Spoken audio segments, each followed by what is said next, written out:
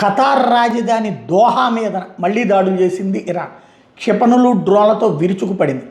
గగనతలంలోని వాటన్నిటి Qatar defence system పేల్చివేయడం ద్వారా మేము పర్ఫెక్టే అని నిరూపించింది ఖతార్. ఇవాళే ఖతార్ ప్రధానమంత్రి ఓ పక్కన ఇరాన్ విదేశాంగ మంత్రితో మాట్లాడి పక్కన ఉన్నటువంటి మా మీదన ఎట్లా అని అడిగిన తర్వాత కూడా ఈ దాడులు జరిగినాయి.